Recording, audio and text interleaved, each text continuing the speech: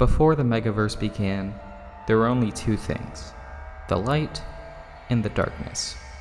The two were blissfully unaware of each other's existence, but as soon as they found out about each other, they started a never-ending war. One of their many battles, however, resulted in a big bang, causing the Megaverse to come into existence. This only heightened the war, however, because they used the Megaverse as weapons. They would each take two creatures of the Megaverse, a Guardian of Light and a Guardian of Darkness.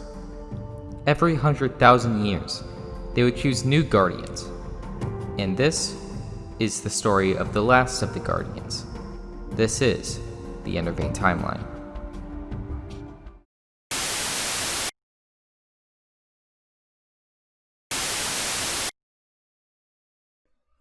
It all began with the Guardian of Darkness and a haunted house. The Guardian of Darkness was just a normal guy at first, until the darkness chose him. Being lured into the haunted house by the darkness, the Guardian went mad due to everything he saw. The darkness then revealed himself, saying to the Guardian that he will make everything better for him. All he has to do is work for him. The Guardian hastily accepted. The first thing the darkness told him was to forget his name, because his new name is the Evil Vane. Around the same time, the darkness chose his Guardian. The light picked theirs. The Guardian of Light. The Guardian of Light, at the time of being found, was recording a Skyrim Let's Play at the age of 9. After recording the video and uploading it, the Guardian of Light came to him in his dreams. He couldn't remember the dreams, however. By day, he was just living life as normal. Then, one day, stole a time machine off of someone. He showed it to his friend Elijah, and when he used it, he traveled 2 years in the future. When he returned, the guy the Guardian stole it from came back. They escaped by going on a time-traveling journey, but they didn't escape for long. The guy they stole the time machine from used his own time machine to alter history, and made the present a living hell. When Elijah and the Guardian met the guy again, they somehow upgraded their time machine to travel the Megaverse as well.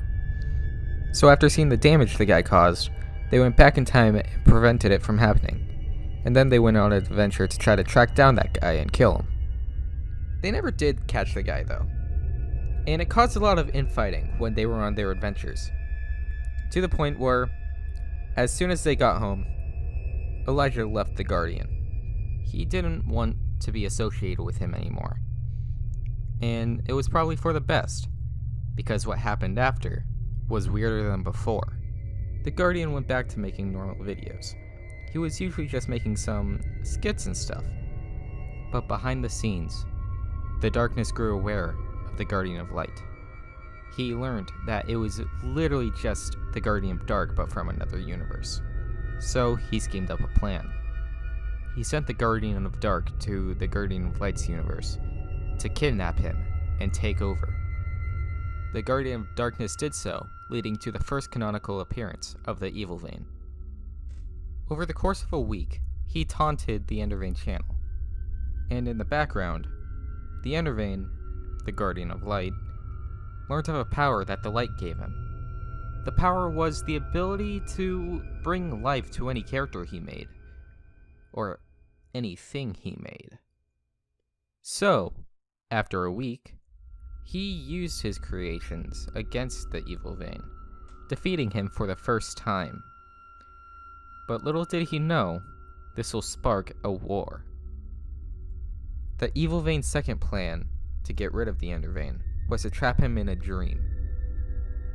In that dream, he will be manipulated and turned evil by the Evil Vane himself. It began when the Vane mysteriously just decided to quit his channel and start a new one that's primarily for gaming. It seemed rather odd since he already had a gaming channel, but everyone just went along with it. After a few weeks, there were some clues that something was up. in some videos he would act strange, and there will be flashes of text for a few frames. Sooner or later, though, the manipulation got too much for him, and one time during a video, he walked out. And when we next saw him, he's claiming he killed someone. After figuring out what was up, he confronted the evil Vane and realized it was all a dream. And so he woke up. He continued being the inner Vane until he stopped uploading because something was happening behind the scenes. The evil Vane showed up yet again for a battle that doesn't have many records proclaiming as to what actually happened. But we all know it culminated in the Ender Vane and the Evil Vane merging into one being. After they merged, though, the Ender Vane forgot all of the backstory between him and the Evil Vane. He just remembered doing YouTube. So one day, he became really nostalgic, and he did a lot of things that was very dear to him. He played in the beta version of Minecraft. He watched some SpongeBob because that was his favorite show as a kid. And he went out and filmed something. Well, granted, he was under quarantine, so he was inside filming something, but he still filmed something. Though, near the end of it, he got a flash of something he didn't know. The Evil Vane was alive in there, and he wanted to break free. But this made the Ender Vane remember, so he spent a while in his own mind, talking to the Evil Vane, making him a better person. The darkness saw what was going on and did not like it, so he sent a second Guardian of Darkness after them. But at this point, the Ender Vane's mind was altered so much, he didn't know what was real or what was fictional. Like, he knew the Evil Vane was real, but not any of his adventures with Elijah. So, after that second Guardian of Darkness came, the Evil Vane spent a while jogging the Ender Vane's memory. And between episodes of Retribution, the Ender Vane learned that not everything he made as a film was a film. Most of it, most of what happened to him especially, was real. Or at least, real to him.